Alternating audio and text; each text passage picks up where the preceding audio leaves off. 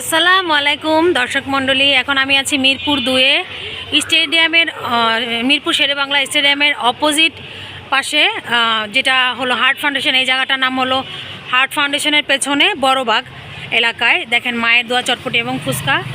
Literally বলতে গেলে আমি ঢাকায় আসি হলো এই ফুচকার টানে বলতে গেলে, কারণ এই ফুচকাটা এত এত মজা। বাংলাদেশে এত এত জায়গায় আমি ফুচকা খাইছি, রাজশাহীতে ফুচকা খাইছি, ইয়েতে ফুচকা খাইছি, খুলনায় ফুচকা খাইছি, বাট চট্টগ্রামে ফুচকা খাইছি। এইরকম ফুচকা আমি পুরা বাংলাদেশে পাই নাই। এবং এটা মনে হয় আমি ঢাকায়ও অনেক জায়গায় ফুচকা খাইছি, এবং ঢাকার মধ্যেও মনে হয় এটা বেস্ট ফুচকার দোকান। এটা যদি না খান আপনারা অবশ্যই অবশ্যই জীবনে একটা অনেক বড় জিনিস মিস করবেন।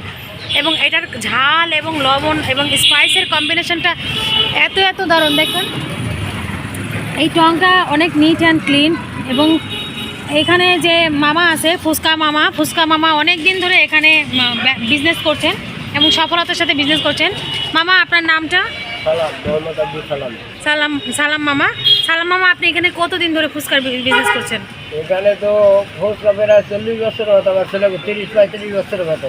আপনার হাতের কম্বিনেশনটা এত ভালো লাগছে। এখন আপনার ফুচকার প্লেট কত মামা? 40, মাত্র 40 টাকা। আর ফুচকা চটপটি? চটপটি 40। আচ্ছা, এখন কথা হলো যে আপনি কি আর কোনো আইটেম বেচেন নাকি শুধু ফুচকা? কি দই ফুচকাটা? আচ্ছা মামা, এখানে দই ফুচকাও বেচেন? আচ্ছা আচ্ছা, তাহলে এখানে দই ফুচকাও কিন্তু পাওয়া যায়। আপনারা যদি এই অসাধারণ টেস্টের ফুচকাটা বাংলাদেশের, আমি বলবো যে আমার মতে বাংলাদেশের সেরা ফুচকা এখানেই আছে। আমি অনেক বড় বড় দোকানে ফুচকা খাইছি, বাট এইরকম ফুচকা আমি আগে কখনো দেখি নাই। তো সবাইকে শুভেচ্ছা জানিয়ে এবং ধন্যবাদ জানিয়ে আমি আজকে আপনাদেরকে এখানে ফুচকাটা খাবো এবং রিভিউটা দিব। Please keep waiting. এই যে ফুচকার কাস্টমার আমরা এখানে বসে আছি।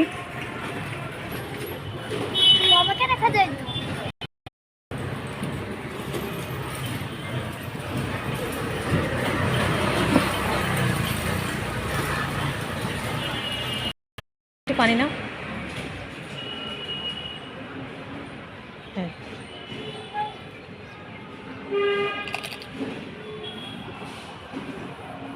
হ্যাঁ, তোমার কাছে কেমন লাগছে?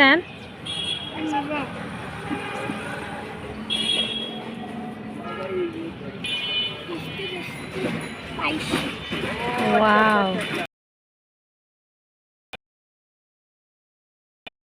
এই যে আমি এখন ফুচকাটা গালে দিব। বিসমিল্লাহ।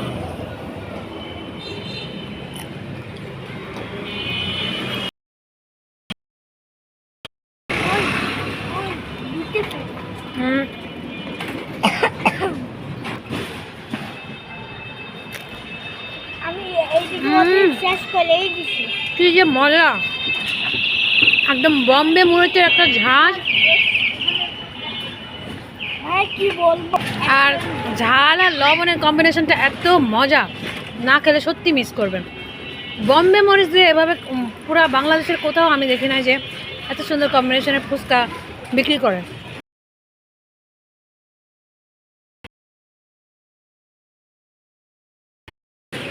হ্যাঁ, তুমি তো এর আগে অনেক ফুচকা খাইছো, ওটার সাথে কি এটা ভালো?